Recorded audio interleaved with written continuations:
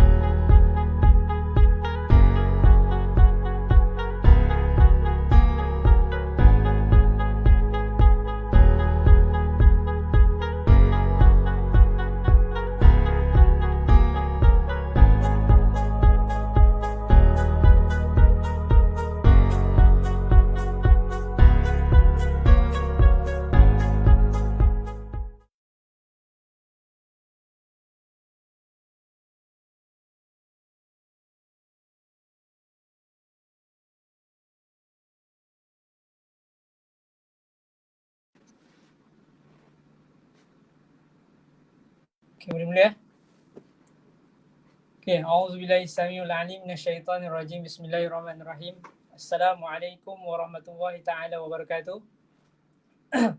Innal hamdalillah nahmaduhu wa nasta'inuhu wa nastaghfiruhu wa nastahdihi wa na'udzu billahi min shururi anfusina wa min sayyiati a'malina may yahdihillahu fala mudilla lahu wa man yudlilhu fala hadiyalah wa asyhadu an la ilaha illallah wahdahu la syarikalah wa asyhadu anna Muhammadan abduhu wa rasuluhu.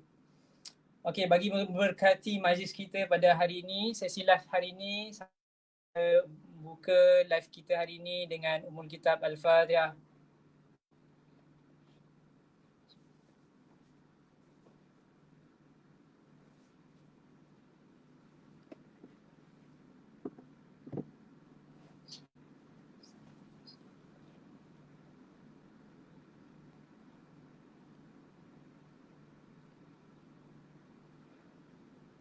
Okey, saya mintalah kerjasama daripada semua yang menonton live ni, tulis di komen dalam page tu. Sebagai contoh, tulis Bandar Tun Razak clear, ataupun Kelantan clear, tulis di situ. Dan saya berharap anda semua yang berada dalam sesi live ni, tak kira lah yang saya hormatikan ibu bapa, guru-guru, share, klik share dan share kepada dalam grup anda ataupun kepada sesiapa sahaja yang bagi memeriahkan majlis ini dan bagi mereka sama-sama menonton majlis ilmu ini, ataupun lebih kepada borak lah, borak santai atau lebih kepada talk show dan macam-macam nama lagi lah yang sesuai. Mudah-mudahan majlis ni berjalan dengan lancar. Majlis ini dapat memberi manfaat kepada manusia sebagaimana Rasulullah SAW bersabda, khairun nas anfa'ahum linnas. Sebaik-baik manusia adalah mereka yang memberikan manfaat kepada manusia yang lain. Jadi kita jadilah salah seorang sebaik-baik manusia tersebut. Okey. Baik, yang pertama sekali saya mengalukan kehadiran yang berbahagia Encik Fauzi bin Abidin selaku pengurus bahagian pembangunan Insan Mawib. Seterusnya yang berbahagia juga Ustaz Abdul Halim bin Sulaiman yang sedang menonton dalam sesi live ini, iaitu sebagai selaku ketua unit Tadika Islam Majlis Agama Islam Mawib, Majlis Agama Islam Wilayah. Serta barisan AJK yang bertungkus lumus mengajurkan program talk show kali ini dan pertama kali. Dan mudah-mudahan ia berjalan dengan lancar dan kita merupakan tim yang orang kata berjinak-jinak dan first time melakukan ini dan mudah-mudahan dia dapat dijalankan dengan baik. Turut tidak dilupakan para guru dan ibu bapa atau yang bujang yang bukan sebagai mewakili ibu bapa yang turut serta dalam siaran langsung pada malam ini, sesi live pada malam ini. Semoga majlis yang kita raikan, majlis yang kita adakan, kita dapat manfaat mudah-mudahan. Okey, bersama saya pada sesi live kali ini adalah dan sesi live ni untuk kita berborak santai dan kita adakan sesi sharing lah, iaitu bersama dengan kita adalah Encik Muhammad Syawani Ahmad Basri, iaitu pensyarah program pendidikan awal kanak-kanak Kolej Universiti Antarabangsa PIKOM. Beliau juga adalah seorang yang pakar dalam pendidikan awal kanak-kanak lah. Dan kita mungkin, bagi kita yang jarang untuk mencedok ilmu pendidikan awal kanak ni mungkin tak kenal lah, tapi beliau sering juga muncul di kaca TV dan beliau juga adalah orang yang lama jugalah berada dalam industri pendidikan awal kanak-kanak ni. Dan beliau juga boleh dikatakan sering dirujuk oleh ibu bapa berkenaan dengan pendidikan awal kanak-kanak. Jadi tanpalah kita melengah masa lagi lah, kita terus kepada agenda kita, iaitu borak santai ni lah. Okay, pertama-tama sekali saya mengalu-alukan lah kehadiran Encik Sean. Tapi saya dengan saya ni, saya tak panggil beliau Encik, saya panggil Sir, sebab beliau juga adalah merupakan pensyarah saya. Jadi banyak jugalah ilmu yang saya dapat daripada beliau, dan dia sangat memberi memberi saya dan beberapa kawan saya daripada Mawib sentiasa membuka fikiran kami ni dan selalu berfikir luar daripada kotak lah. Ini bukan mengampu tapi betul realiti. Sebab saya dulu memang zero dalam bahagian pendidikan awal kanak, tapi bila dah duduk dalam institusi, dah duduk dalam industri pendidikan awal kanak ni, banyak benda macam mana kita nak mengguide budak-budak ni, bagaimana kita nak mengguide, bagaimana kita nak menjadikan kanak-kanak ni adalah seperti orang yang seperti manusia, bukan seperti barang dagangan, bukan, dan memanusiakan manusia. Macam itulah istilah dia. Okey, jadi tanpa melengah masa lagi, saya terus kepada mukadimah lah. Okey, untuk soalan yang pertama lah. Soalan pertama ni saya rasa mudah-mudahan boleh kita sharing, boleh berkongsi. Soalan yang pertama sering menjadi tanda tanya lah kita ni. Kalau kita baca jurnal, kita baca artikel-artikel di luar sana, sangat-sangat kita tengok mereka ini selalu membahaskan tentang kanak-kanak ni. Dan definisi pendidikan, definisi kanak-kanak di Malaysia dengan di luar saja, di luar negara, di barat ke, di timur, di lain daripada negara kita, sangat-sangat memberi definisi yang berbeza berbanding dengan Malaysia. Malaysia pun dia ada akta dia, tapi dalam akta ni dia menjelaskan, kalau kita tengok kepada akta kanak-kanak 2001, kanak-kanak ni adalah seorang yang berusia daripada daripada kosong sampai umur 18 tahun. Ini adalah daripada akta lah. Tapi bagaimana dengan kajian-kajian yang dilakukan oleh orang yang backgroundnya sarjana pendidikan, lebih kepada pendidikan ini, bagaimana mereka meletakkan kanak-kanak ni, siapa kanak-kanak ni sebenarnya, untuk pengetahuan kita sama. Sebab kita ada budaya kita, macam mana kanak-kanak, sebab budaya kita kalau kita tengok zaman dahulu dengan zaman sekarang sangat-sangat berbeza. Mungkin definisi tu akan berubah, betul ke tidak, itu tak tahulah. Tapi kita mohon pada awal-awal persoalan ini, minta Sir untuk menjelaskan kepada kita semua siapa itu kanak-kanak sebenarnya. Okey, saya persilakan. Suara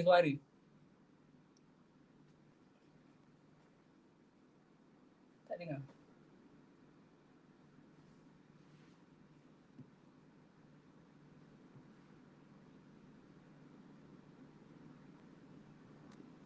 Okay, dapat dengar ke Halim? Okay, right. Silakan.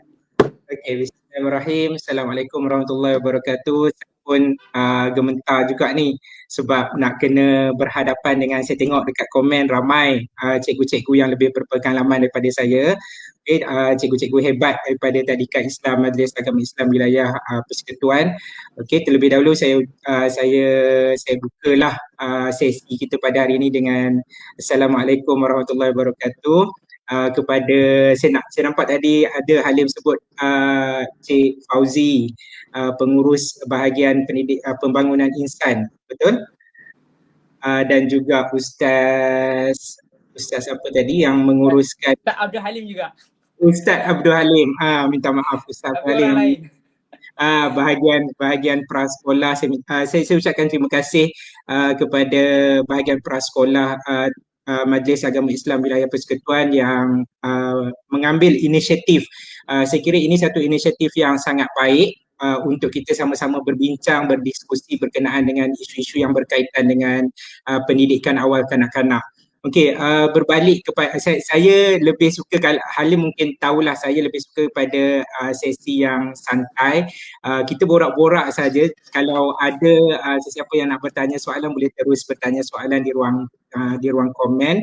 Saya cubalah untuk topik yang saya rasa bila kita cakap berkenaan dengan ada apa dengan kanak-kanak, kita patut tanya diri kita.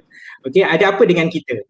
Okey, sebab kanak-kanak tu dia bermula dengan diri kita sendiri. Okey, asasnya dalam kehidupan manusia ni kita adalah seorang kanak-kanak. Itu adalah asas. Okey, asas yang paling utama, kita pernah menjadi seorang kanak-kanak. So setiap daripada kita adalah seorang kanak-kanak. Itu adalah definisi awal siapa itu kanak-kanak. Alright, tapi bila Halim dah sentuh berkenaan dengan akta tadi, akta 611 ataupun akta kanak-kanak tahun 2001, memang dalam akta tu cuma saya nak betulkan sedikit. Biasanya kita tak sebut kosong, usia kanak-kanak ni tak ada kosong sebenarnya. Usia dia adalah usia dia lahir. Okay, so kanak-kanak tu bila dia lahir barulah dia menjadi seorang kanak-kanak. Selagi dia duduk dalam perut ibu dia, dia menjadi seorang janin. Dia belum didefinisikan sebagai seorang manusia ataupun belum didefinisikan sebagai seorang kanak-kanak yang dah lahir. Okay, so asas kepada pemahaman akta tadi, akta 2001, akta kanak-kanak tahun 2001 ni, memang di dalam akta tu umur 18 tahun ke bawah itu kita kira sebagai kanak-kanak. Okay, tetapi kalau kita tengok definisi dalam kamus Dewan, okay, kamus Dewan edisi yang keempat, okey, apa definisi dia? Kanak-kanak ni dibahagikan, dibuat pecahan pula kepada dua. Kalau dalam akta tadi memang daripada 18 tahun ke bawah, okey, tapi dalam definisi dalam kamus Dewan ni memang definisi dia umur 8 tahun ke bawah itu adalah definisi seorang kanak-kanak. Okey, 9 tahun ke atas tu kita kira dia sebagai seorang remaja. Remaja yang dah akil balik, remaja yang kita panggil dah mumayyiz, yang dah boleh sedikit berfikir. Okey, so kanak-kanak ni dia masih dalam ruang lingkup yang 8 tahun ke bawah. Okey, so bila kita tengok definisi kamus Dewan ni, walaupun berat sikit kan, definisi masih dalam ruang lingkup definisi. Kamus Dewan ni kalau kita tengok definisi pendidikan awal kanak-kanak. Okay, definisi pendidikan awal kanak-kanak kalau di peringkat antarabangsanya ataupun di peringkat UN-nya ataupun UNESCO dan sebagainya tu, memang digazetkan pendidikan awal kanak-kanak ni bermula daripada usia lahir sampailah umur 8 tahun. Itu secara international definition ataupun definisi di peringkat antarabangsa. Okey, tapi dalam definisi konteks Malaysia, pendidikan awal kanak-kanak ni bermula daripada usia lahir sampailah ke umur 6 tahun. Sebab tu kita ada taska, kita ada juga program dan juga program tadika. Okey, so saya sentuh sikit siapa itu kanak-kanak. Okey, dan bagaimana Islam, sebab kita dalam konteks Islamic view juga, okey, bagaimana Islam memuliakan kanak-kanak.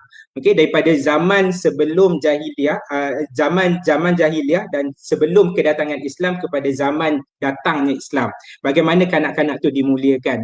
Okey, so tadi saya sudah sentuh kanak-kanak tu adalah diri kita. Sebelum masa zaman jahiliah tu, kanak-kanak kalau kita tengok, kalau kita baca sirah dan sebagainya, kanak-kanak ni dibunuh. Ada zaman kanak-kanak perempuan yang dibunuh, ada zaman kanak-kanak lelaki yang dibunuh. Itu tercatat di dalam sirah-sirah yang kita baca, yang kita pernah tahu. Okey, tapi bila Islam datang, Islam memuliakan kanak-kanak. Bagaimana Rasulullah memuliakan kanak-kanak? Ada banyak hadis-hadis yang Rasulullah sebut tentang kanak-kanak. Dan saya sempat juga tadi sebelum kita punya sesi ni, saya sempat selak-selak sikit. Ada satu dalam Ibnu Mahzur, okey, dalam Lisanul Arab, okey, dia sebut tentang definisi kanak-kanak ni sebagai as-sighar. Okey, as-sighar ni maksudnya seorang yang kurang saiznya dan kurang juga umurnya.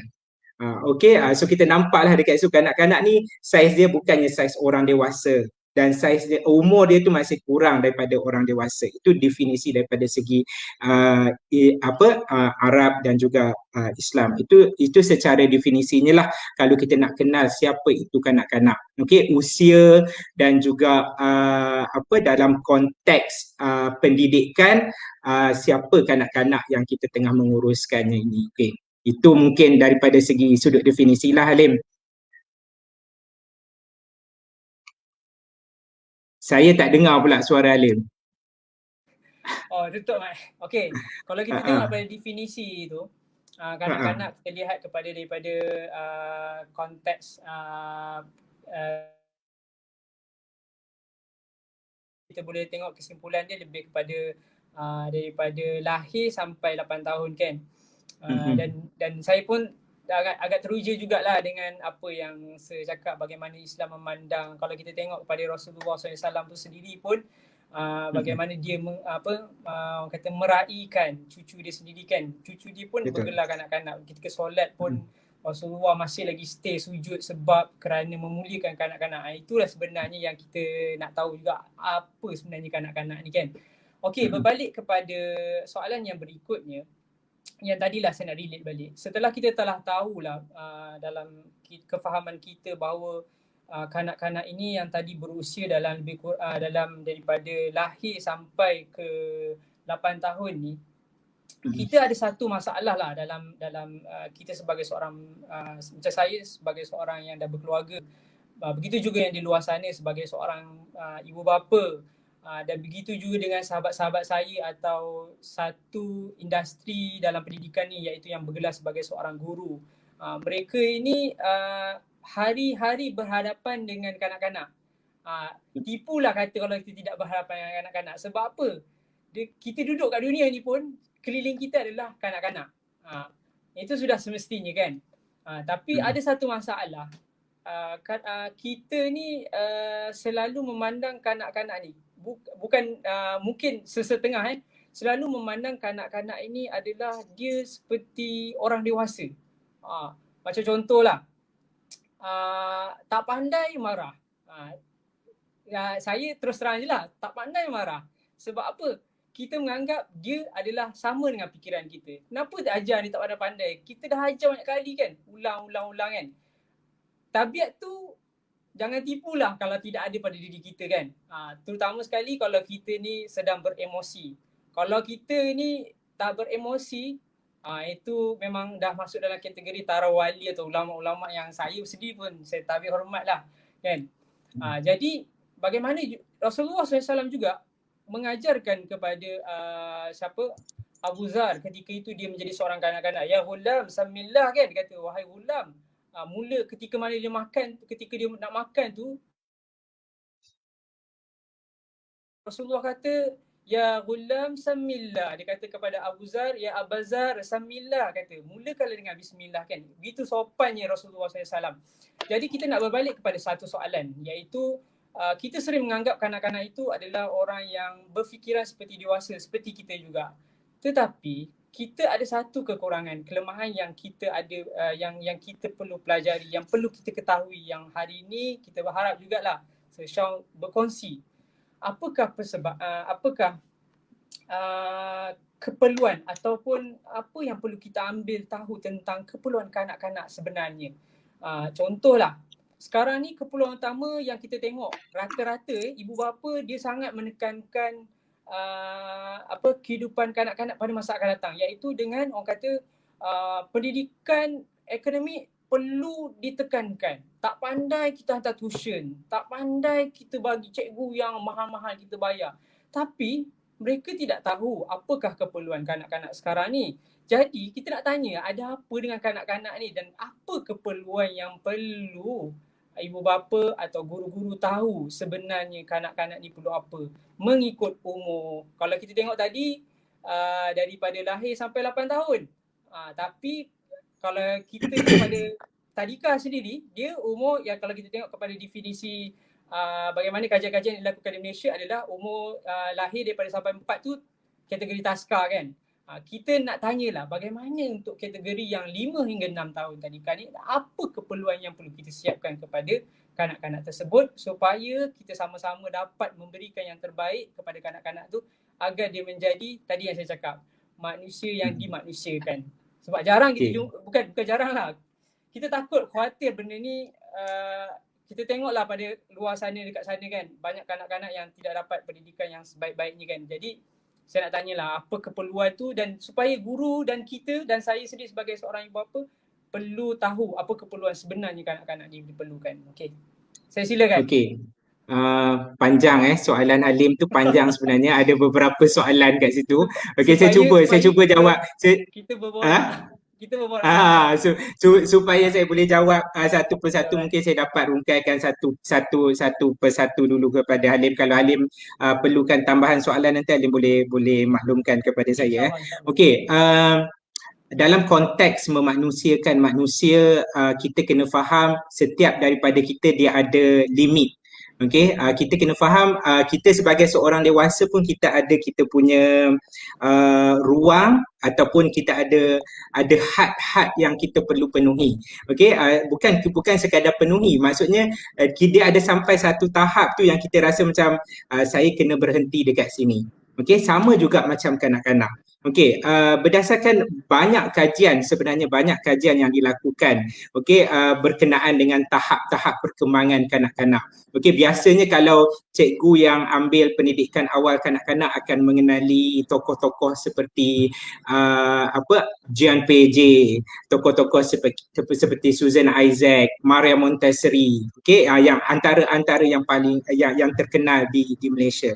Okey, tapi dalam konteks ini sebenarnya Ibn Khaldun telah menjelaskan kepada kita.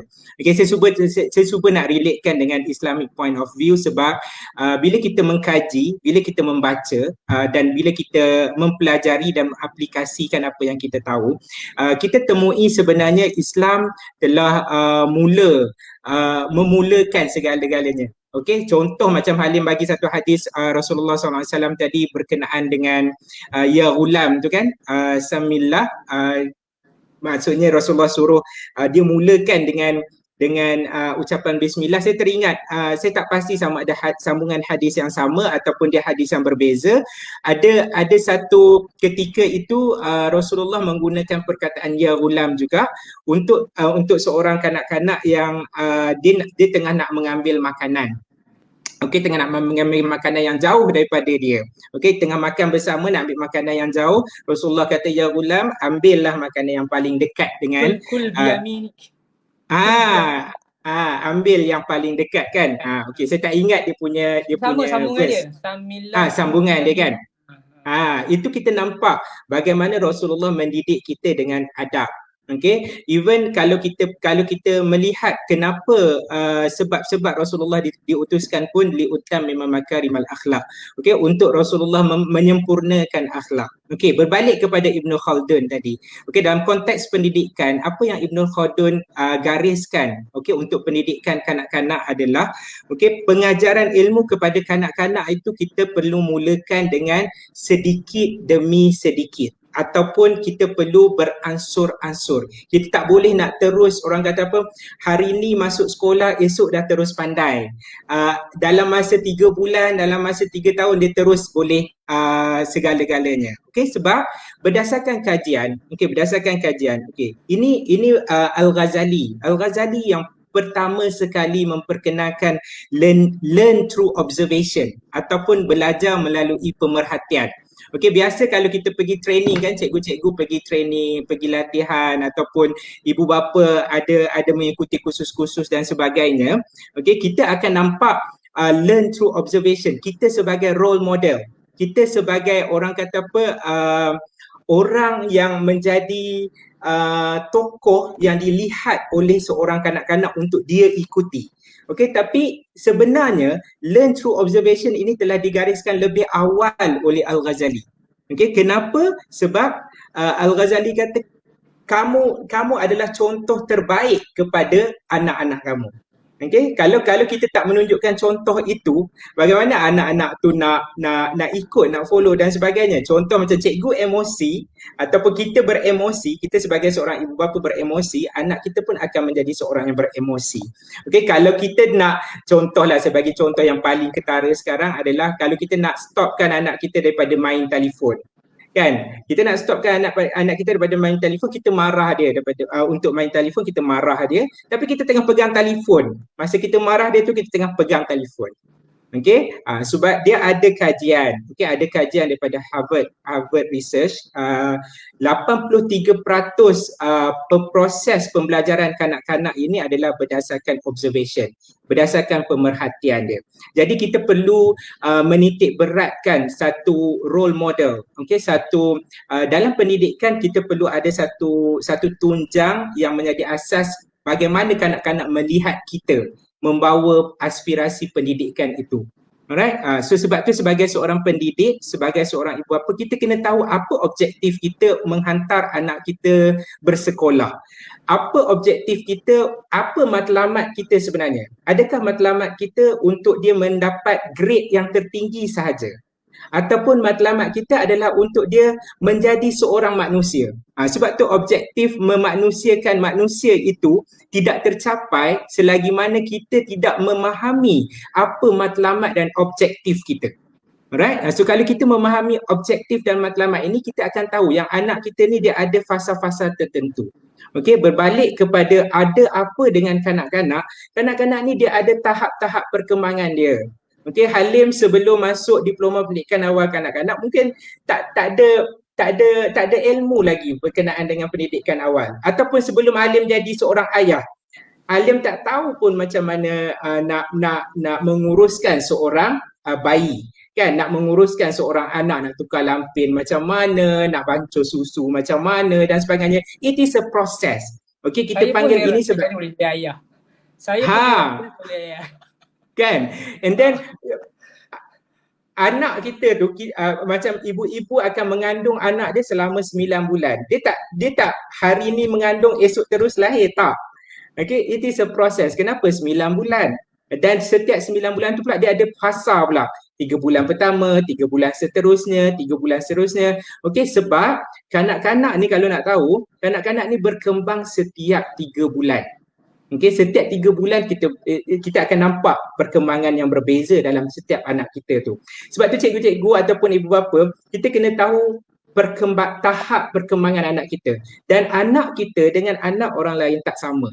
Okey, sebab tu kita dijadikan berbeza-beza dan berpasang-pasangan. Okey, ada ayat Al-Quran yang menjelaskan berkenaan dengan hal tersebut. Cuma kita mungkin kadang-kadang kita tak alert benda-benda ni. Kita ambil macam contohnya kita ambil ayat Al-Quran Iqra, kan, bacalah. Ayat Al-Quran itu memang kalau ikutkan Iqra, bacalah, dia suruh baca. Okey, tapi kita cuba fahami maksud bacalah yang dalam konteks ayat Al-Quran yang pertama tu, Iqra tu, bacalah tu adalah untuk kita fahami. Okey, bukan sekadar untuk memaksa anak kita boleh membaca. Okey, kebanyakan orang dia mengambil inisiatif, Al-Quran suruh baca ni, kan, boleh membaca ni penting, so kita pun push anak kita untuk membaca, sedangkan kita tak tahu sama ada anak kita tu bersedia ataupun tidak untuk membaca. Okey, sebab daripada segi brain development kanak-kanak, okey, ni saya sentuh sikit brain development sebab soalan Halim tadi panjang, so saya cuba kaitkan. Kalau ada soalan-soalan tu nanti boleh tanya dekat sini, takut nanti saya pun panjang pula lebar, kan. Okey, so daripada brain development kanak-kanak, perkembangan otak kanak-kanak, okey, 90% otak kanak-kanak ni dia berkembang pada first 6 tahun yang pertama. Okay, so 6 tahun yang pertama ni apa yang dia develop adalah kemahiran-kemahiran. Okay, dan juga dia develop behavior kanak-kanak. Okay, tingkah laku kanak-kanak. Bukannya dia develop academic skill.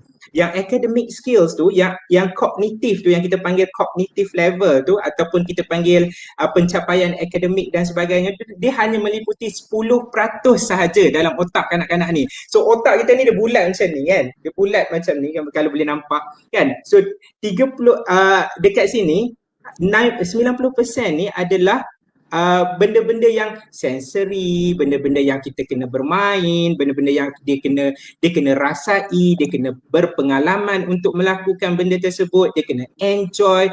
Daripada segi tahap perkembangan tu, dia ada 5 domain utama, domain asas kita panggil, ataupun tahap perkembangan yang asas. Antaranya fizikal, kan, emosi, social, lepas tu language, bahasa, perkembangan bahasa dan communication. So itu antara tahap-tahap perkembangan yang kita kena ambil berat. Okey, dan tahap kesediaan anak itu sendiri. Okey, berbalik kepada yang Ibn Khaldun gariskan tadi. Bagaimana kita mendidik kanak-kanak itu perlu dengan beransur-ansur. Tak bolehlah nak terus hantam semua nak kena capai dalam masa 3 bulan tu, nak kena capai semua benda. Sebab kita ada orang kata apa, ada grade tertentu yang kita nak letakkan. Kalau tidak, kita telah merobotkan anak-anak kita. Dan bila kita melahirkan generasi robotik ni, robotik bukannya dia menjadi engineer, tapi kita telah menjadikan dia sebagai robot. Okey, itu adalah satu kesalahan, bukan kesalahan lah, kesalahan yang kita tak boleh salahkan kepada anak kita, tapi salahkan kepada diri kita sebab kita tidak memahami aspirasi pendidikan yang sebenar. Okey, so itu antara pokok utama ataupun asas utama dalam memahami kanak-kanak dan juga pendidikannya lah, bagaimana prosesnya. Alright, Halim, adakah Okey. menjawab soalan Halim tadi tu? Tapi ada beberapa lagi lah yang perlu sesentuh lah. Alright. Tadi kita berkenaan perkembangan lah. Perkembangan. Saya relate balik pada perkembangan tadi lebih kepada kognitif kan. Tapi development kognitif tu perlu dengan orang kata ada aturan-aturan dia tersendiri kan. Okey. Seperti mana yang kita pun sering mendengar lah yang bagaimana Rasulullah SAW sabda dalam hadis Bukhari, kullu mauludin yuladu 'ala al-fitrah fa abawahu yuhawwidanihi aw yunassiranihi aw yumajjisanihi kan. Setiap anak ni yang dilahirkan adalah secara fitrah. Kedua ibu bapa inilah yang bertanggungjawab sama ada nak mencorakkan dia menjadi Yahudi, Nasrani atau Majusi kan. Okey. Sekarang ni kita nak relate pada hadis ni dengan perkembangan. Okey. Kita sedia maklum lah, kanak-kanak ni dia ada macam-macam jenis PL lah. PL ni istilah dia, jenis-jenis perangai macam-macam. Guru pula dia terkejut bila mana guru-guru prasekolah dia terkejut bila mana menerima perangai-perangai macam ni. Perangai-perangai macam ni maksudnya ada perangai yang baik. Terkejut tu kalau perangai baik dia tak terkejut lah. Tapi yang dia terkejut adalah menerima perangai-perangai yang orang kata yang mengejutkan dia. Orang kata seolah-olah macam nak kiamat lah. Sebab apa? Dia macam saya sendiri sebagai sebagai seorang bapa pun sendiri, saya sendiri pun kadang-kadang terkejut. Sebab apa? Benda yang kita tidak pernah alami, mungkin kita pernah alami pada zaman kanak-kanak sebab kita tak tahu, sebab kita memang dah lupa, memori lama kan. Tapi bagaimana macam contoh kita relate pada perkembangan yang perlu ibu bapa dan kita sebagai guru perlu tahu supaya kita senang nak manage. Dan tadilah ibu bapa lah yang bagaimana nak corakkan kanak-kanak begini. Dan soalan saya, berbelit-belit sikit lah soalan saya. Okay. Melihat pada situasi begini, macam mana perlu kita tahu, kita sebagai seorang bapa, sebagai seorang guru, sebagai seorang penjaga, sebagai seorang yang dikelilingi oleh kanak-kanak. Ada juga orang yang tak suka pada kanak-kanak sebab dia tak memahami situasi. Okey. Macam mana kita nak berhadapan dengan keadaan karakter-karakter yang berbeza ni? Okey, yang itu satu, yang pertama. Yang kedua, adakah wujud macam-macam karakter dalam kanak-kanak ni? Dan kalau wujud, apakah penyakit apakah kategori penyakit? Bukan penyakit, istilah dia orang kata kanak-kanak ni dia memanglah kita tak minta dia lahir. Macam contoh, saya ada seorang saya selit lagi saya ada seorang pelajar yang yang memiliki contoh memang tak adalah, tapi ada tu saya tak papasan, speech delay kan, macam contoh yang lambat bercakap. Ada juga yang berhadapan dengan kanak-kanak ADHD. Ibu bapa tak tahu, tapi dalam forum ni, dalam perbincangan ni, dalam borak santai ni, saya mintalah sir sendiri explain tahap-tahap perkembangan. Kemudian yang tadi soalan yang tadi, kita yang perlu mencorakkan kanak-kanak ni, apa keperluan, apa yang perlu kita buat persiapan untuk membantu perkembangan dia supaya perkembangan tu berjalan dengan baik, dan apa penyakit-penyakit yang perlu ibu bapa di sana dan guru-guru di luar sana perlu tahu, dan bagaimana cara nak menghandle dia. Banyak soalan tu. Tapi okey, tak apa Alim. Saya jawab dulu sikit sebab nanti kalau panjang lagi banyak lagi. Okey, kita berharap kalau boleh lah jelaskan, sebab ada di luar sana ibu bapa tak banyak knowledge tentang ni. Kalau kita explain, dia tak terkejut. Dan tempat mana mereka harus pergi. Jangan pergi kalau dihantar ke tadika. Nah, ya kan, tadika tu tak silap anak dia boleh cedera. Sebab cikgu pun emosi kan. Okey Alim, terima kasih soalan tu. Okey, soalan tu banyak sebenarnya. Saya tahu dia dah merangkumi ini memang betul-betul berfikir di luar kotak ni. Okey, apa pun saya cuba untuk menjawab persoalan tu. Okey, yang pertama sekali sebenarnya, sebab kita ni di bawah Majlis Agama Islam Wilayah kan. Saya kalau Cik Fauzi ada ataupun Ustaz Halim kan, kita mungkin boleh cadangkan. Kita Okey, ada saya tetamu sebut. berhormat. Kita ada Oh tetamu ya. berhormat. Ustaz Oh Nizam ya. yang Oh, Ustaz Nizam. dia apa CEO lah. Naib CEO, pemangku CEO. Oh, CEO lah okey, tapi okey. pemangku ketua eksekutif. Pemangku dia bersama kita lah. Ya, ya, saya rasa saya pernah berjumpa juga di PCOMS dengan Ustaz Nizam. Okey, nervous pula kan. Okey, saya cuba untuk jawab soalan Halim tadi. Dapat soalan Okey, Dapat InsyaAllah. soalan? Dia biasanya pelajar dengan pensyarah ni dia ada link soalan-soalan tu. Alright, okay. Berbalik kepada kalau kita boleh cadangkan sebenarnya, saya mengimpikan atau bukan saya mengimpikan ataupun dalam bidang pendidikan awal kanak-kanak ni, dia adalah satu bidang asas yang kalau boleh sebenarnya bidang pendidikan awal kanak ni, elemen bidang pendidikan awal kanak-kanak ni dimasukkan dalam kursus-kursus pra perkahwinan sebenarnya. Okay, sebagai salah satu topik untuk dibincangkan bersama dengan bakal-bakal suami isteri dan sebagainya untuk kita tahu. Okey, bagaimana berbalik kepada soalan Halim tadi, macam mana kita nak tahu tahap perkembangan anak kita?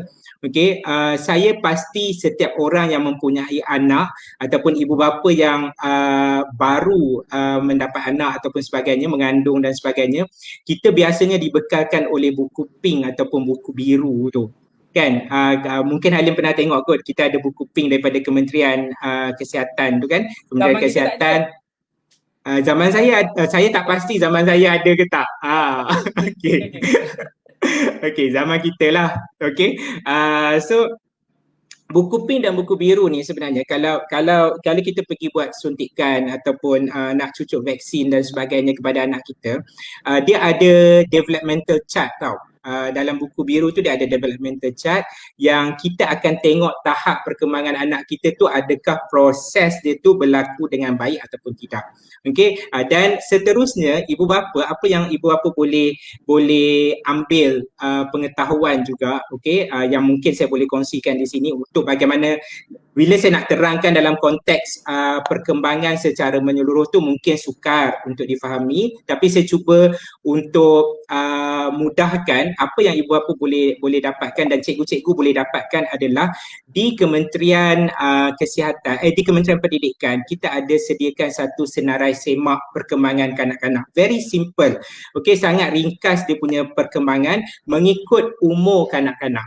Okey, so mungkin nanti saya boleh kongsikan dengan Halim dan Halim mungkin boleh kongsikan dengan cikgu-cikgu dan juga ibu bapa di Tadika Mawib. Okey, dia adalah senarai semak berdasarkan tahap perkembangan anak kita. So kalau katakanlah anak kita ada kelewatan, okey, saya faham ada sesetengah tidak dapat menerima bila anak kita berada dalam tahap anak saya okey je, anak saya normal saja dan sebagainya kan. So kita kena tahu yang kita perlu menjalankan intervensi awal. Okey, intervensi awal ni bukan menyatakan anak kita tu ada masalah ataupun tidak. Okey, tapi kita hendak menyokong dan membantu anak kita. Alright. Okey, berbalik bagaimana cikgu pula nak handle anak dekat sekolah. Okey, saya faham emosi cikgu ni kadang-kadang yelah letih kan. Kita handle satu kelas mungkin 15 orang kanak-kanak dengan behavior yang berbeza, tingkah laku yang berbeza dan sebagainya.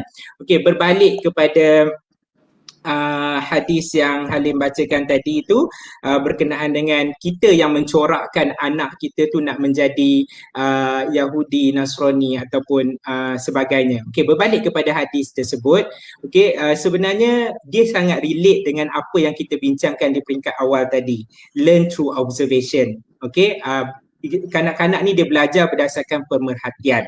Okey, berdasarkan pemerhatian itu yang digariskan oleh Al-Ghazali. So kita kena menetapkan satu etika dalam mendidik anak kita. Setiap orang dia ada learning style yang berbeza. Okey, dia ada parenting style yang berbeza. Cara keibubapaan ataupun cara dia menguruskan keluarga itu berbeza. Kita jangan samakan. Okey, cuma kita kena faham yang anak kita ni dia ada proses dia. Okey, kita ikut kemampuan kita dan kita ikut kesediaan anak kita. Okey, kita jangan ikut kesediaan anak orang lain. Okey, so kalau kita ikut kesediaan anak orang lain, itu yang menjadikan kita akan compare. Okey, kita akan membanding-bandingkan. Dan bila kita start untuk membanding-bandingkan anak kita, itu yang menyebabkan kita berada dalam satu tekanan yang hebat. Okey, saya teringat bila saya pernah mengikuti satu sesi bersama dengan Puan Fauziah Sirat. Okey, Puan Fauziah Sirat ni dia pernah menyebut dalam satu, saya suka term yang dia sebut tu adalah anak-anak sekarang ni lapar alam, kenyang tekanan. So kalau kita boleh faham, anak-anak sekarang ni dia lapar alam tau. Alam ni maksudnya dia tidak didedahkan dengan pengalaman-pengalaman, dia tidak diberi peluang, tidak dihargai, tidak dihormati hak-hak mereka, tapi dia kenyang tekanan. Okay, tekanan tu datang daripada mana? Tekanan dia kena habiskan, dia bukannya kita yang bacakan buku kepada dia, tapi dia kena baca buku dia sendiri. Okey, dia kena habiskan buku, dia kena buat itu dan ini berdasarkan kehendak kita. Okey, tapi kita tidak memberi pengalaman kepada mereka. Kita tidak menunjukkan kepada mereka.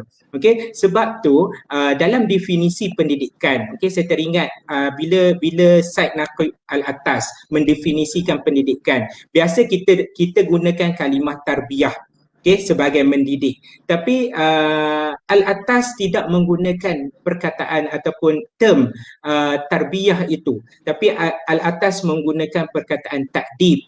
Okay, ataupun takdib ni maksudnya adalah untuk membentuk adab. Okey, pembentukan adab. Sebab Al-Atas percaya pendidikan itu adalah satu proses dalam nak memasukkan ataupun nak instill ke dalam diri manusia itu satu karakter. Yang Halim sebutkan tentang karakter tadi itu adalah proses of takdib. Ataupun kita panggil dia proses untuk mengadapkan manusia. So dalam proses-proses ini ibu bapa perlu faham, okey, dia adalah satu proses. Okey, pendidikan adalah satu proses. Pendidikan bukannya satu, orang kata apa, satu end product. Dia bukan mi segera, bukan kita letak air panas lepas tu kita dah boleh makan. Okey, kalau nak sedap sikit, masak air panas tu dekat atas periuk, lepas tu kita terus letak mi segera, letak telur dan makan. Okey, dia bukan, tapi dia proses yang panjang macam nak buat rendang. Kan, nak buat rendang ni nak boleh makan rendang ataupun nak buat dodol lah, dodol paling lama. Kan, walaupun guna tepung, gula dan juga gula merah aja, tapi proses dia lama. Dan proses yang lama itulah yang menyebabkan dodol tu jadi sedap. Kan, so sama juga dengan kanak-kanak. So kanak-kanak ni kalau proses itu tidak berdasarkan kepada dia punya tahap-tahap yang sepatutnya, dia menyebabkan kanak-kanak ni dia proses tu akan terbantut. Okey, kalau kita tengok saya bagi satu contoh. Kalau kita tengok kanak-kanak yang kita latih untuk membaca. Okey, saya suka sebab ini adalah kerisauan di kalangan ibu bapa. Okey, berkenaan dengan kenapa anak saya tak boleh membaca dan sebagainya kan. Okey, saya suka nak sentuh part ni sebab proses untuk boleh membaca ini dia ada tahap-tahap dia. Okey, kenapa dipanggil prasekolah? Tidak dipanggil sekolah. Okey, kenapa dipanggil Taman Didikan Kanak-kanak, Tadika, ataupun Taman Asuhan Kanak-kanak, tapi tidak dipanggil sekolah kanak-kanak? Kenapa kita menggunakan terma pra, terma taman, terma asuhan, didikan? Okey, sebab pra itu belum lagi sekolah. Okey, pra itu adalah baru dalam proses untuk memasuki sekolah, belum lagi ke sekolah.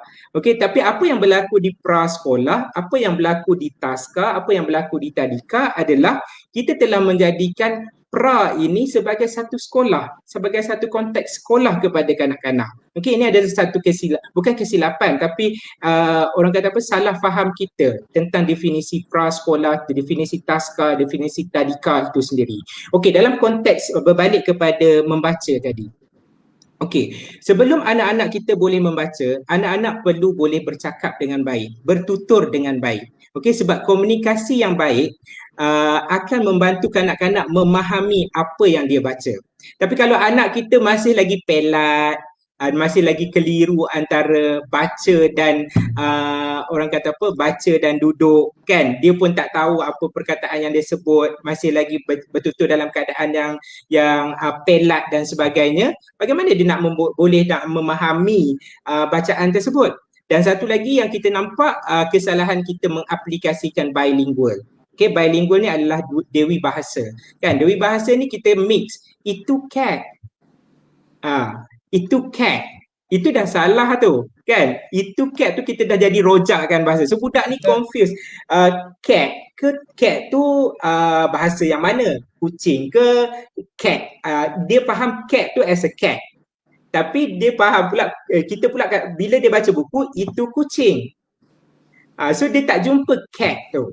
Kan? So dia jadi confused kat situ. So proses yang tidak dilalui dengan betul telah menyebabkan kanak-kanak keliru. Dan bila kanak-kanak keliru, kita tahulah biasa orang akan sebut yang ala kanak-kanak ni macam sponge. Kita bagi je apa, semua dia orang boleh. Memang dia orang boleh. Tapi kesan, okey, kita bercakap pasal kesan dia. Okey, kalau you paksa anak untuk boleh membaca pada umur 4, 5 dan 6 tahun, yes, anak itu akan boleh membaca. Tapi you akan tengok anak ini tidak akan menjadi seorang pembaca. Okey, kenapa dia tak menjadi seorang pembaca? Masa dia masuk dia darjah 3, darjah 4, darjah 5, darjah 6, you akan nampak budak-budak ni dia dah tak nak baca buku. Okey, sebab pada dia peringkat awal tu, peringkat 6 tahun yang pertama tu, apa yang ditekankan hanyalah kebolehan membaca, bukan minat untuk membaca. So bila kita tak develop minat untuk membaca, itu yang menyebabkan kanak-kanak tak membaca tu. Kan, sebab kita terlupa, kita terlalu nak mengejar kebolehan sampai kita lupa untuk instill dia punya interest. Sama macam kita nak ajar anak kita solat, sama macam kita nak ajar anak kita untuk buat baik. Sama macam kita nak ajar anak kita untuk bercakap dengan baik. Okay? Kalau kita tak menunjukkan teladan-teladan ini, kita tak menunjukkan proses ini dengan betul, itu yang menyebabkan bila dia masuk kepada umur-umur tertentu, dia dah tak nak buat dah benda tersebut. Okay? So paksaan kepada anak itu tidak boleh. Okay, so kita kena memahami konteks dan juga proses dalam didikan dan asuhan. Okay, dan kalau kita nak anak kita menjadi seorang pembaca, kita kena bacakan buku kepada dia. Berapa banyak buku sehari kita baca pada anak kita? Pernah tak kita bacakan buku kepada anak kita? Ataupun kita tak pernah baca, kita belikan buku, kita suruh dia baca sendiri. Kebanyakan daripada kita adalah kita suruh dia baca sendiri. Kan? Dan selalunya bila bercakap tentang membaca, kita akan belikan buku-buku tertentu saja untuk dia membaca. Kita tak banyak bercerita dengan dia, kita tak banyak berborak dengan dia. So kita tak ada orang kata apa satu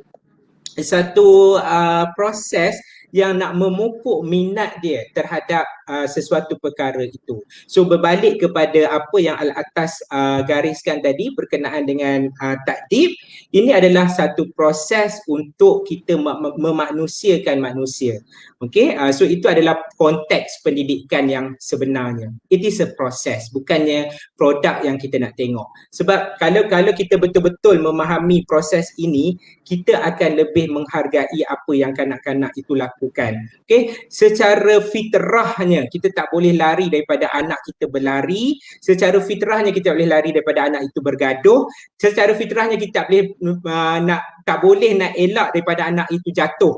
Okay, so kalau kita nak lari daripada benda-benda ini, itu adalah fitrah seorang kanak-kanak. Dan kalau kita menidakkan fitrah ini, so nanti bila dia besar, dia akan jadi generasi yang takut untuk bercakap, generasi yang takut untuk nak bereksperimen, generasi yang nak berfikir di luar kotak pun tak berani. Dia akan takut untuk buat kesalahan. Sebab apa? Sebab dia dah dididik pada awalnya, tak boleh ni, pokok kan colour hijau, kenapa pokok ni diletakkan colour merah? Salah ni.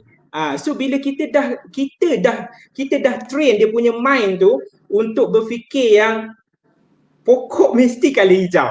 kita tak develop dia punya creativity. So peringkat Kita tak 6 raikan. pertama ni kita tak raikan dan Kan? kita tak hargai. Okay, so bila kita tak hargai, itu yang menyebabkan kanak-kanak ni rasa macam demotivated. Macam kita pun, kalau bos kita buat kerja lah kan, contoh dalam konteks pekerjaan. So kalau kita buat kerja, kita dah buat sebaik mungkin, tapi bos kata, saya nak awak buat macam ni.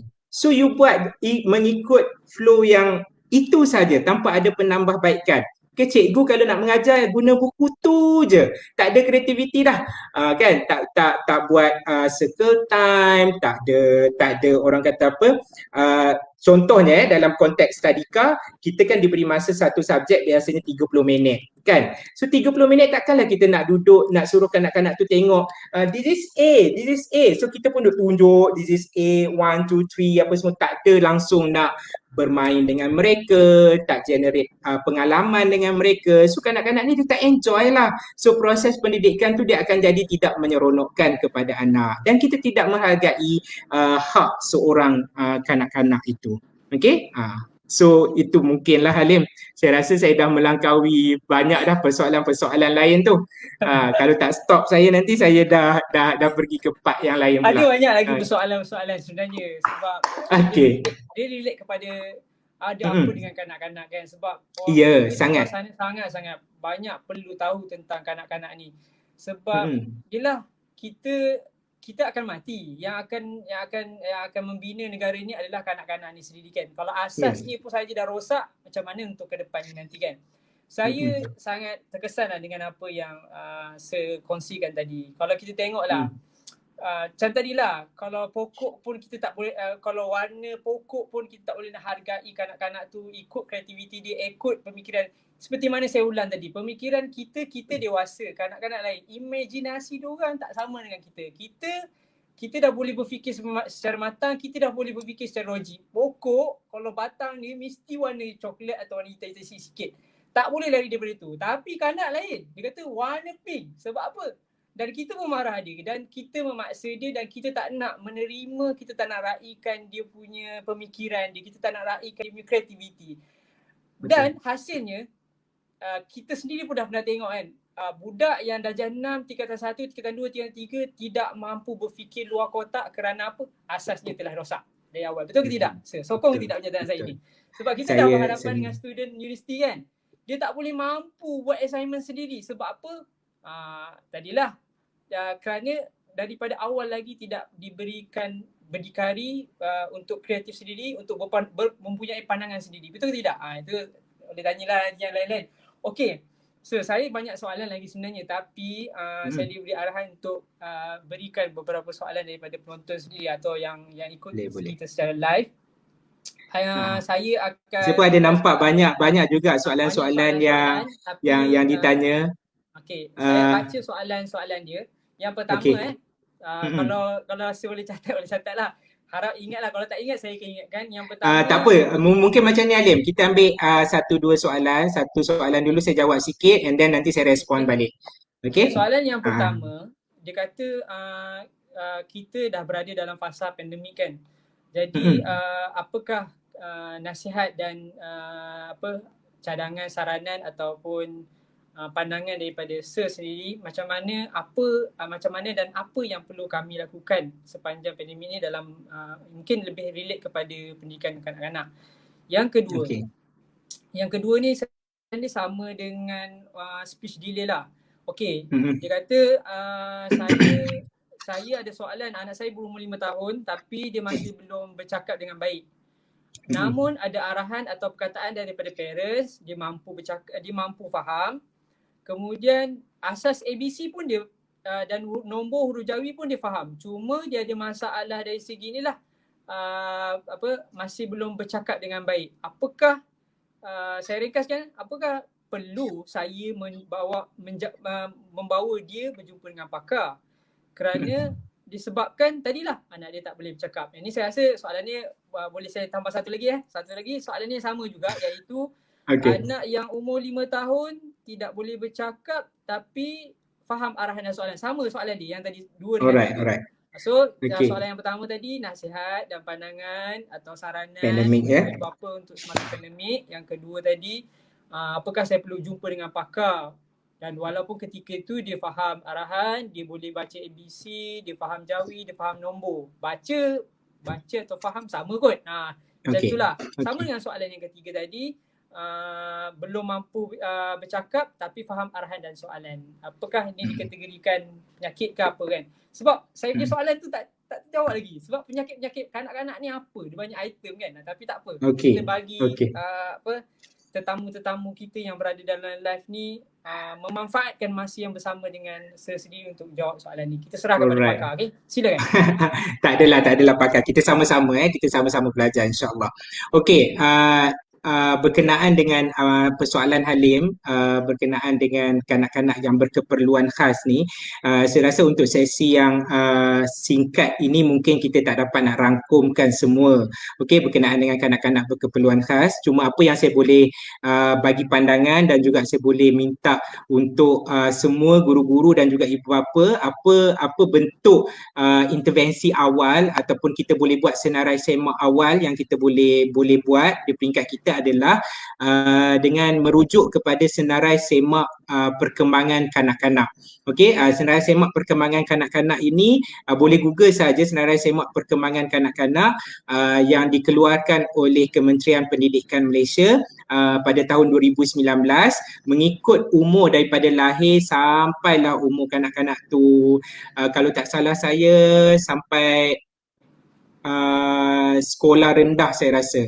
Kalau tak salah saya lah daripada senarai semak tu dan boleh tengok kepada tahap-tahap anak kita tu berada di tahap yang mana. Okey, so saya jawab dulu soalan yang nombor 2 dan juga nombor 3 tadi. Soalan nombor 2 dan nombor 3 tu berkenaan dengan anak yang berumur 5 tahun tapi belum boleh bercakap, faham arahan dan soalan. Okey, kalau situasi-situasi yang begini kita kena lihat kepada background juga. Okey, dia punya history, bagaimana anak tu dekat rumah, adakah dia attach kepada gadget dan sebagainya. Okey, saya cerita sedikit pengalaman saya semasa menjadi seorang cikgu tadika dan juga taska. Okey, saya sebenarnya lebih lama berada menjadi seorang cikgu tadika yang taska. Menjadi pensyarah ni baru 3 tahun lebih saya rasa. Okey, so pengalaman saya ada seorang student saya dulu masa mengajar, dia berumur 5 tahun. Okey, masa hari pertama pendaftaran tu datang berumur 5 tahun dan memang tidak boleh bercakap dan hanya minum susu. Tidak makan nasi, hanya minum susu saja. So hari pertama dia dekat taska, okey, student saya ni hari pertama dia dekat taska, dia berlari sebab it is a open space. So kita memang buat aktiviti di luar dan sebagainya. So dia berlari saja. Berlari tanpa henti. Okey, sampailah bila dia penat dia duduk sekejap, dia tak makan, bila dia dapat susu dia minum susu dan dia masih berlari. Dia berlangsung selama seminggu sampailah saya jumpa dengan ibu bapa pelajar saya ni. Mak dia share dengan saya yang anak dia ni memang duduk dengan nenek. Okey, tinggal dengan nenek. Okey, so tinggal dengan nenek dan memang dia bekalkan anak dia dengan gadget. Okey, dengan tab. Okey, so kehidupan anak dia tu adalah dengan gadget tersebut saja. So saya dapat tahulah yang maksudnya kenapa anak ni tak bagi respons dan sebagainya tu hanyalah disebabkan dia tak ada komunikasi. Okey, kenapa anak kita ni tidak bercakap? Okey, sebab dia mungkin keliru daripada segi komunikasi. Okey, so apa yang saya boleh cadangkan kepada yang bertanya ini, 2 dan 3, soalan kedua dan soalan ketiga ini, apa yang saya boleh cadangkan adalah dapatkan pandangan daripada pakar sebab dia dah berumur 5 tahun. Okey, dapatkan feedback dan kalau memerlukan terapi, dapatkan terapi daripada terapi pertuturan.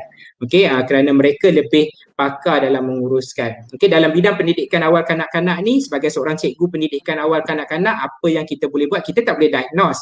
Okey, saya kena pesan kepada cikgu-cikgu semua, kita tidak boleh diagnose yang anak ni dia ada speech delay, dia ada autism, dia ada ADHD, dia ada lembam dan sebagainya. Okey, apa sahaja tahap perkembangan ataupun pendidikan khas yang diperlukan oleh kanak-kanak kita kena raikan. Okey, kita kena raikan sebab memang ada kanak-kanak yang memerlukan sokongan.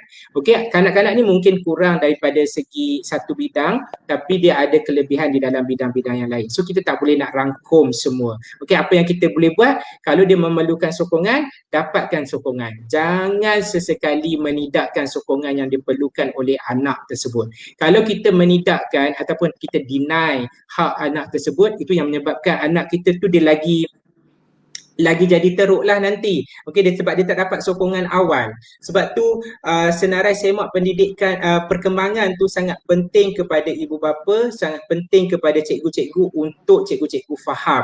Okey, supaya kita tidak tertinggal mana-mana anak yang akhirnya memberi kesan kepada pembangunan negara dan sebagainya. So, kita boleh tengok dalam konteks yang lebih besar lah.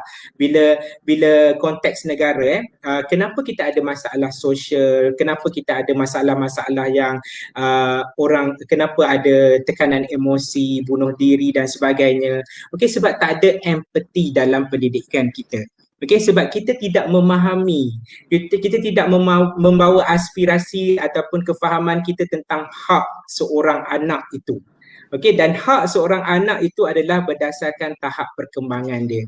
Okay, so proses perkembangan anak itu yang penting. Okay, it is a collaborative work ataupun kita panggil jalinan kerjasama yang kita perlu wujudkan. Okay, cikgu janganlah pula cikgu kalau kita sebagai cikgu janganlah pula kita dia ni memang bodoh. Kan kita terus cakap dia ni memang bodoh, dia ni memang ataupun cikgu ini saya ceritalah pengalaman sebagai cikgu kan, duduk saja-saja kan, duduk waktu rehat tu kan, dia memang nakal. Dia sesi tu kalau sesi membawang. Sesi-sesi yang macam tu kan, ataupun kalau parents pula, antara parents dia stand compare. Tambah-tambah sekarang SPM baru umum, nasiblah UPSR dah tak ada. Kalau dulu nak balik raya je, perkara pertama yang kanak-kanak tak suka adalah sebenarnya dapat berapa A. Dapat berapa A. Periksa dapat nombor berapa. Itu adalah you tanya diri you. Okay, saya nak tanya cikgu-cikgu semua ni, soalan-soalan tu you suka ke tak? Saya tanya Halim dah. Saya tak nak balik kampung dah. Halim pun tak suka kan. Tambah-tambah kalau kita tak dapat 5A. Oh tu anak pakcik tu dapat 5A. Pandai budak tu. Kita tend to compare. Sebenarnya kita tak perlu compare pun sebab exam ni, okay, ataupun peperiksaan ni bukan salah satu. Exam ni hanyalah satu saja penilaian. Sedangkan penilaian tu banyak lagi. Dalam konteks pendidikan awal kanak-kanak, penilaian kepada kanak-kanak tu banyak. Okey, dia ada penilaian berdasarkan pemerhatian, dia ada penilaian berdasarkan hasil kerja murid, dia ada penilaian berdasarkan tingkah laku. Itu adalah proses-proses yang kita kena fahami. Okey, so bila semua jawab tak suka kan. So sebenarnya sangat senang. Okey, saya boleh tutup terus kan apa persoalan kita hari ni. Ada apa dengan kanak-kanak ni? Kanak-kanak tak suka apa yang orang dewasa tak suka. Okay, so kalau you nak tahu apa yang kanak-kanak tak suka, you tanya diri you apa yang you tak suka. Kita tak suka orang compare kita. Kita tak suka orang downgrade kita. Kita tak suka orang kata dia memanglah macam tu lah dia pemalas lah apa semua. Kita tak suka. Okay, dan dalam Islam pun orang selalu cakap kan kalau kita kata-kata tu adalah doa kan. So kita kena tahulah dalam konteks kanak-kanak ini kita kena tahu yang mereka ini sedang berkembang dan mereka sedang melalui proses-proses tertentu. Okay, berbalik kepada soalan yang pertama, berhadapan dengan pandemik. Okey, berhadapan dengan pandemik ni satu perkara. Okey, bila berhadapan dengan pandemik, okey, sebelum ni pun kita ada juga situasi-situasi macam mana? Ringkaskan. Oh, ringkaskan. Sebab ada banyak soalan lagi kita nak meraih. Oh, ada banyak soalan lagi. Okey. Alright. Saya cuba ringkaskan. Okey, pandemik adalah satu hikmah kepada pendidikan. Sebab kenapa saya kata hikmah kepada dunia pendidikan, di sinilah kita memahami sebenarnya apa yang kita buat selama ini terlalu kompleks, terlalu menyukarkan. Sedangkan objektif ataupun matlamat kita hanyalah satu, untuk memanusiakan kanak-kanak. ataupun untuk proses kemenjadian murid lah, kan, kalau dalam konteks kementerian, proses kemenjadian murid. So sebenarnya apa yang kita buat sebelum ni terlalu kompleks, tak ada rahmah, tak ada hikmah, tak ada empathy. So bila tak ada empathy, tak ada apa semua ni, itu menyebabkan semua orang berada dalam tekanan. Dan bila pandemik berlaku, hikmah dia adalah kita memahami yang asalkan anak itu melalui proses yang sepatutnya, dia tak tertekan, dia dapat menunjukkan dia punya progres kepada tahap pendidikan dia, itu sudah memadai. Betul tak? Kan? So itu yang paling utama sebenarnya. Paling utama untuk kita dalam dunia pendidikan adalah untuk memahami apa yang diperlukan oleh seorang kanak-kanak. Bukannya grade yang kita nak tengok, tapi kita nak tengok anak tu boleh bawa diri dia ataupun tidak. Sebab proses itu yang akan membawa dia kepada apa yang dia jadi. Okey, macam kita ni mungkin generasi-generasi yang terselamat. Okey, walaupun kita stres juga dulu exam apa semua, tapi kita terselamat disebabkan ada character building yang kita mungkin dah cukup. Okey, kita cukup mainnya. Kan anak sekarang nak main pun tak boleh, nak keluar pun tak boleh dan sebagainya, kan. Jatuh sikit pun cikgu dah kena, ataupun cikgu pula nak main kat luar pun tak nak dan sebagainya, kan. So that process tu yang kita kena faham lah. Okay, so berhadapan dengan pandemik, saya ingin pesan ataupun saya ingin katakan kepada cikgu-cikgu dan juga ibu bapa, dia adalah proses untuk kita memahami keperluan anak kita. Kalau setiap hari memang kita ada PDPR dan sebagainya, so kita kena tahu kanak-kanak ni dia ada limitation, dia ada had dia. Kita sebagai seorang dewasa pun bekerja lebih 8 jam pun tak mampu, kan. Kadang-kadang kita bukan tak mampu sebab apa, kita ada keletihan, kita perlu macam kenapa dalam bekerja kita ada rehat, kita ada ruang-ruang tertentu yang kita perlukan waktu untuk orang kata bersantai dan sebagainya, disebabkan minda kita nak proses tu tak sempat. Okey, bayangkan kalau anak ni pagi pukul 9 sampai 9.30 satu kelas, lepas tu 9.30 sampai pukul 10 satu kelas lagi. You rasa dia akan boleh tak ikuti proses tersebut? Tak boleh, so tak mencapai objektif. So kita kena fleksibelkan. Okey, ada empathy dalam proses pendidikan anak. Okey, so itu pandangan saya berkenaan dengan pandemik lah. Okey. Okey. Ada beberapa soalan lagi yang saya agak tertarik sikit lah. Okey, saya tak mampu minta maaf kepada semua, dan insyaAllah sesi berikutnya akan menjawab terutama sekali isu-isu berkenaan kanak-kanak lah. Kita akan jemput lagi beberapa pakar lagi untuk menjawab persoalan-persoalan yang ada yang tak dapat dijawab sepenuhnya. Tapi kita ada masa lagi 15 minit saja. Jadi saya nak ada beberapa soalan yang saya akan sentuh lah. Okey, soalan yang keempat ni, soalan ni saya pernah tanya juga kepada pensyarah saya bahagian psikologi. Tapi saya dah tak ingat lah jawapan. Mungkin saya boleh menjawab soalan ni. Saya akan ambil lagi 3 atau 4 soalan.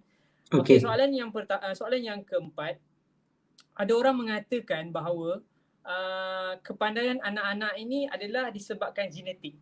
Ini saya ringkaskan, ni soalan dia. Genetik. Bapa pandai, anak mesti pandai. Apakah saya rasa soalan dia adalah apakah ini mitos atau fakta? Itu tolong jawab. Okey, yang soalan yang keempat, soalan yang kelima. Soalan yang kelima ni agak menarik sikit sebab dia yang kita selalu ceritakan pasal kanak-kanak yang berusia 4 hingga 6, tapi ni dia sentuh bab pramatang. Okey, anak saya lahir bulan awal. Jadi soalan saya, apakah cara untuk mengajar atau mendidik anak yang lahir tidak cukup bulan ni? Apakah ia berbeza atau sama dengan kanak-kanak yang lahir cukup bulan? Sekiranya perkembangan anak tidak ikut capai proses yang sepatutnya, anak saya ni apakah dikatakan sebagai ketinggalan atau ia adalah satu normal? Itu yang lahir pramatang lah.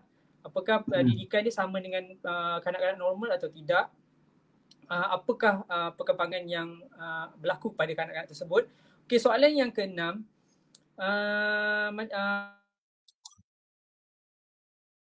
Tapi dekat sekolah bila cikgu tanya nak dengar suara pun susah. Saya pun tak tahu. Saya pun rasa ada juga cikgu-cikgu berhadapan dengan situasi macam ni. Anak dekat rumah aktif. Dekat sekolah nak keluarkan suara pun susah. Saya rasa cikgu dia kot. Tak adalah. Tapi tak tahu apa pandangan saya sendirilah tentang keadaan situasi itu. Yang ketujuh, saya ambil yang last saya ambil yang kelas. Apakah yang boleh dilakukan sekiranya anak-anak mengikut sikap ibu bapa yang kurang baik seperti suka marah dan menjerit? Jadi macam itulah. Yang terakhir boleh tak? Dia ada 4 soalan. Okey. 4 soalan Okey, ni saya Alim. Okey. Okey, Alim bagi kat saya soalan yang pertama dulu, saya jawab. Soalan yang pertama tadi itulah, apakah kepandaian Genetik kan? bapa ni adalah salah satu genetik.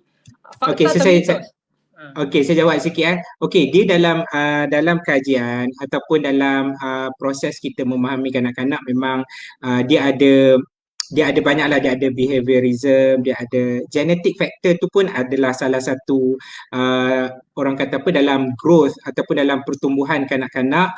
Okey, genetik adalah salah satu faktor yang mempengaruhi.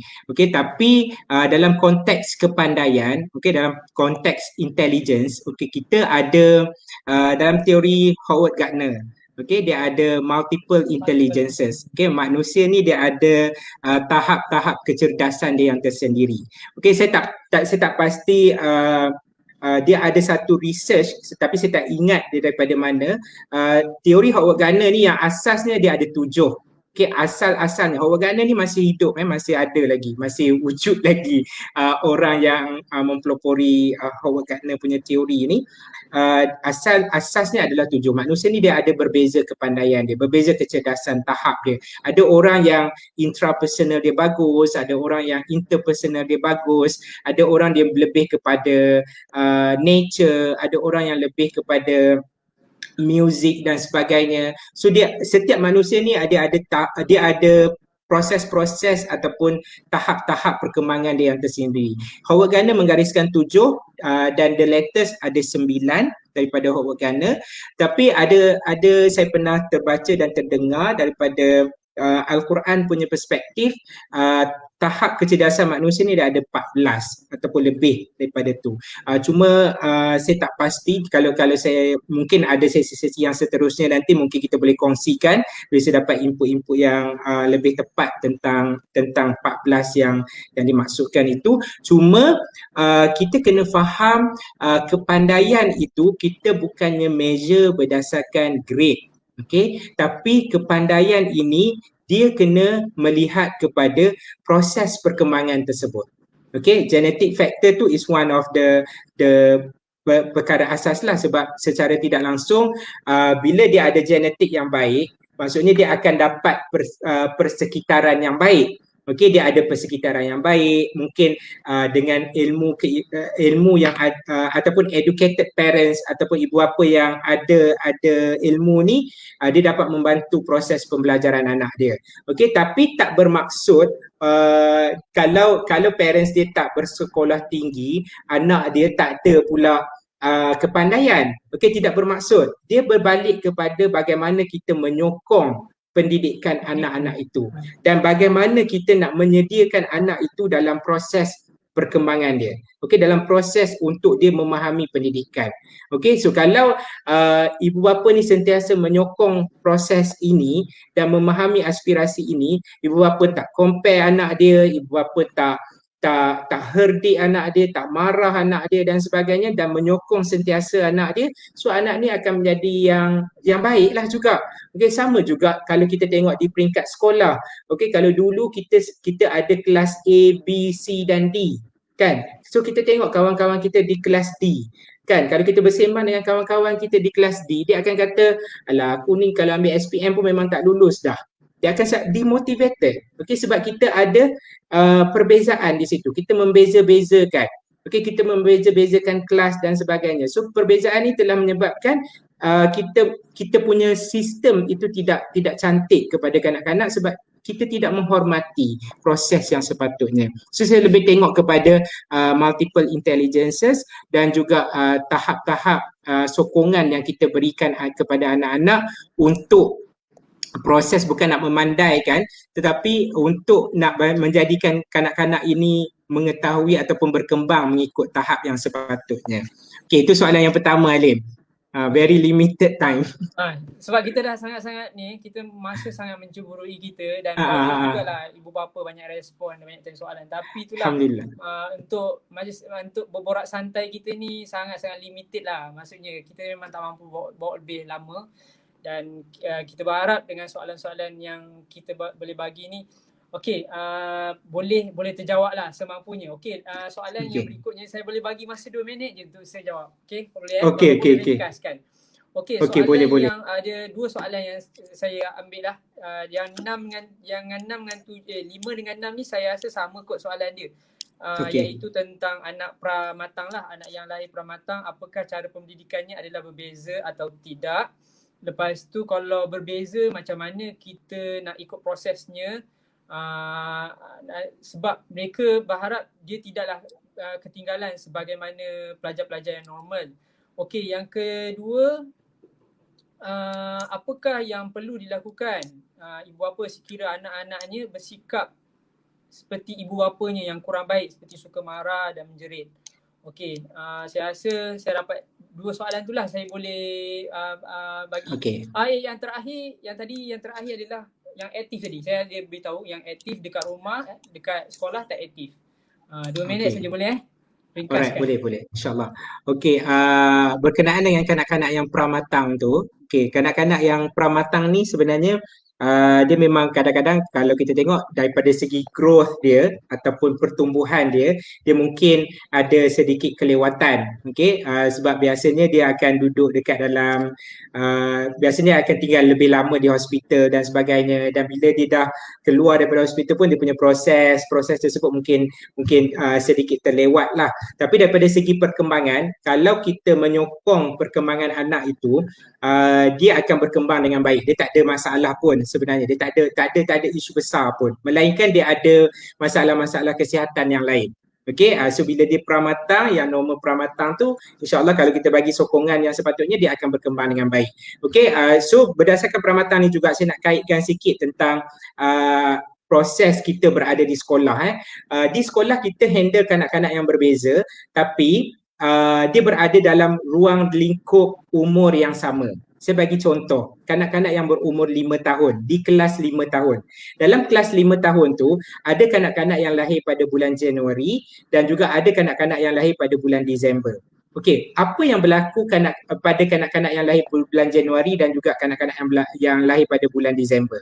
Kanak-kanak yang lahir pada bulan Januari, masa bulan Disember, anak-anak ni dah boleh berjalan dan sebagainya kan? Tapi anak-anak yang lahir bulan Disember ni dia masih lagi seorang baby lagi. Belum lagi boleh berjalan dan sebagainya. Tapi bila sekolah kita letakkan dalam kelas yang sama. Dan kita expect daripada anak yang lahir bulan 12 ni pun dia memperolehi tahap ataupun proses yang sama dengan anak yang lahir bulan 1. So itu adalah saya boleh simpulkan apa yang kita nak fahami dengan pramatang tadi itulah. Dalam konteks kelas pun kenapa kita kena faham perkembangan anak, sebab yang lahir bulan 1 dia dah lebih berkembang daripada yang lahir bulan 12 tu. Tapi dia berada dalam kelas yang sama. So kita kena tahulah menghormati perbezaan perkembangan anak itu.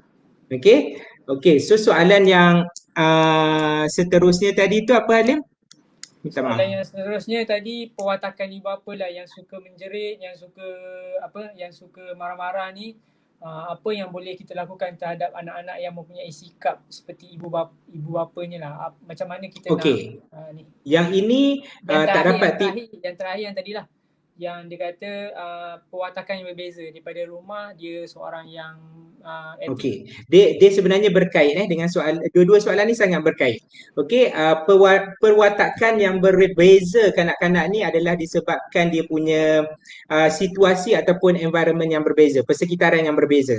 Ada kanak-kanak dekat rumah dia jadi aktif sebab dia disokong dengan baik. Sebab kita kena faham kanak-kanak ni dia ada, contohnya bila dia nak masuk ke sekolah, dia ada separation anxiety, dia ada ketakutan ataupun kerisauan untuk berpisah dan sebagainya. So persekitaran tu memainkan peranan. Persekitaran ni adalah benda yang kanak-kanak perhatikan.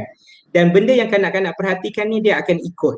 Okay, sama macam kalau ibu bapa tu suka menengking, suka marah dan sebagainya, cikgu pun kalau cikgu suka tinggi suara, suka marah-marah dan sebagainya, so anak kita, anak-anak yang kita didik ni dia akan mengikut. Okey, sebab dia masih dalam fasa tidak memahami apa yang dia buat. Okay, kita tak boleh salahkan dia sebab dia tak faham. Dia masih dalam proses untuk ikut je. Pada dia itulah benda yang betul. Cikgu pun buat, dia pun nak buat lah. Okay, so perwatakan berbeza tu kita kena tengok balik. Kita kena berbincang, biasanya kita kena berbincang. Kalau melibatkan ibu bapa, kita boleh berbincang dengan ibu bapa. Tapi tak adalah direct cakap, puan, saya tengok anak puan ni ada masalah lah. Tak adalah macam tu. Kita kena berbincang dengan baik dalam konteks pendidikan dan kita tengoklah apa yang kita boleh buat bekerjasama untuk membantu anak ini. Alright, okay. So saya rasa itulah Halim dalam secara ringkasnya. Cuma tadi saya ada nampak soalan daripada Puan Mahsuri. Bila dia keluar dekat sini, kalau boleh show balik. Lah. Yang tadi sama juga okay. Kan. Di sekolah betul. Kadang-kadang tidak cakap, tidak berkawan-kawan, tapi kat rumah aktif. Sama juga soalan yang tadi itu saya kata. Dia lebih kurang. Okay. Saya rasa kita pun dah sampai penghujung, sepatutnya sampai pukul 10, tapi memang kita dah lajak. Dan sukalah saya ingatkan kepada semua guru-guru dan parents, InsyaAllah pada minggu hadapan kita akan bawakan seorang ahli panel yang jauh daripada Ireland yang akan berkongsi dengan kita bagaimana pendidikan kanak-kanak di sana dan kita kena, macam saya sangat-sangat mengidolakan dia lah, bukan mengidolakan, maksudnya saya suka sangat cara dia membahaskan dan InsyaAllah dia akan bersama dengan kita live di page ni dan dia live daripada sana iaitu daripada Ireland dan kita akan live di Malaysia dan dia akan berkongsi dan segala soalan-soalan saya minta disediakan lebih awal supaya kita akan menjawab dan masa dengan dia sangat-sangat terhad. Jadi janganlah kita tak ambil benda ni sebagai benda yang bermanfaat sebab rugi tau. Dia seorang yang kata banyak pengalaman dalam bidang pendidikan dan dia duduk di Finland pun. Berapa lama dia duduk dalam Finland? Dia dah lebih 4 tahun lebih saya rasa dia dekat Finland. Dan dia tahu dia seorang pengembara lah. Dia tahu selok-belok pendidikan sana dan kita faham sendiri pendidikan yang terbaik sekali di dunia adalah nombor 1 adalah pendidikan di Finland. Jadi kita nak ambil manfaat dan kita adunkan. Dia juga seorang ustaz, pelajar daripada jurusan syariah di Jordan dan dia sangat cantik lah. Dia adunkan pendidikan agama dengan pendidikan barat itu. Jadi satu ramuan yang begitu cantik. Jadi jangan lepaskan peluang bersama-sama dengan kita pada minggu hadapan iaitu talk show di antara dua benua iaitu bersama dengan Ustaz Hasrizal. Jadi jangan lupa like, share. Kalau boleh kalau dalam YouTube tu subscribe tapi tak ada subscribe. Jadi share. Jadi saya okey Halim, saya nak tambah sikit je Halim sebagai penutup. Sebagai penutup saya nak minta saya bagi 2 minit dan 3 minit khulasah apa kata conclusion daripada perbincangan kita ni ada apa dengan silakan. Alright, saya nak tambah sikit je sebagai penutup. Bila Halim sebut berkenaan dengan pendidikan terbaik tadi, saya lebih suka pada saya pendidikan yang terbaik adalah bermula daripada diri kita sendiri. Pendidikan yang terbaik dia bukan berkisarkan kepada negara, walaupun Finland ada banyaklah lagi negara-negara yang diiktiraf sebagai pendidikan dia adalah yang terbaik. Sebenarnya pendidikan yang terbaik adalah bila kita memahami aspirasi, matlamat dan juga objektif pendidikan itu. So sebagai guru, sebagai ibu bapa, janganlah kita bekerja-kejar, janganlah kita ingatlah pesan daripada Ibn Khaldun, mulalah secara berperingkat sedikit demi sedikit, biarkanlah proses itu berlaku berdasarkan saranan oleh al-atas. Jangan tergesa-gesa kerana zaman kanak-kanak itu hanya sekali, 6 tahun tu sekejap sahaja. Kalau kita sia-siakan 6 tahun yang pertama ini, kita akan menyesal selama-lamanya sebab anak kita yang kecil 6 tahun itu tidak akan kembali menjadi 6 tahun. Dan anak kita rindu kan? Ya, kita rindu dan kita takut apa yang ketakutan kita adalah anak kita ini dia lebih percayakan kepada orang lain ataupun kawan-kawan dia yang lain daripada dia memahami aspirasi kita yang mendidik dia. Okey, so saya harap semua semua yang menonton pada hari ini, terima kasih kepada pihak penganjur, terima kasih kepada bahagian prasekolah Ustaz Halim, Halim sendiri, Cik Fauzi, dan juga saya dikabarkan Nizam. ada Nizam. Ustaz Nizam juga. Okey, insyaallah satu inisiatif yang bagus, dan pendidikan awal kanak-kanak ini tidak pernah terhenti. Okey, setiap hari kita ada anak-anak yang baru lahir, dan teruskan momentum ini, teruskan perkongsian ini, dan itulah saya mengharapkan satu hari nanti kita ada satu modul khas dalam khusus-khusus macam perkahwinan dan sebagainya, modul yang membawa tentang kanak-kanak, sebab kanak-kanak itu adalah diri kita sendiri, insyaAllah. Okey, terima kasih Halim. Saya harap saya minta maaf kalau ada perkongsian saya yang orang kata apa tidak sampai ataupun tidak menjawab semua soalan. Secara ringkasnya, secara sekadar yang saya tahu, sekadar yang saya faham, sekadar pengalaman yang ada yang sedikit ni, itu sajalah yang dapat saya sampaikan dan kongsikan. InsyaAllah harap-harap semoga bermanfaat kepada semua. Okey, terima kasih banyak-banyak. Assalamualaikum.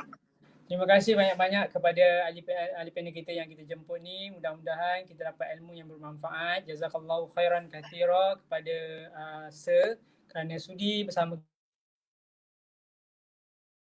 juga. Saya pun moderator first time dalam live ni, jadi takut ada tersasul, ada yang terasa hati, saya pun minta maaf. Yang baik itu datang daripada Allah SWT, dan saya akhiri dengan ayat Al-Quran.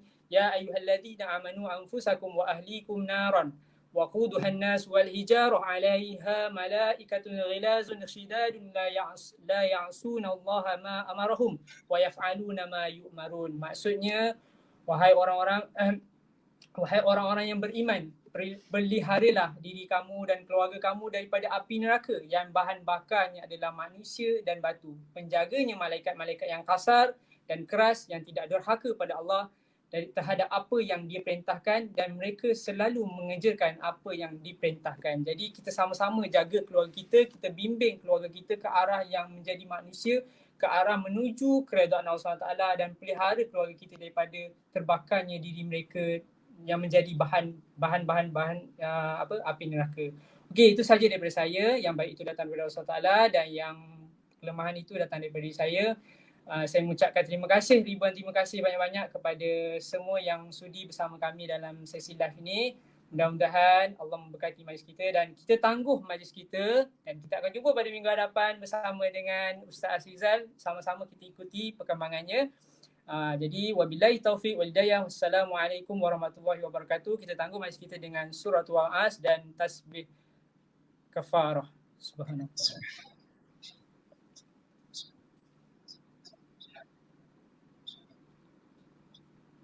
Wal 'asr innal insana lafi khusr illa alladziina aamanu wa 'amilus shalihaati. Assalamualaikum warahmatullahi wabarakatuh. Terima kasih kasih Halim. Okey.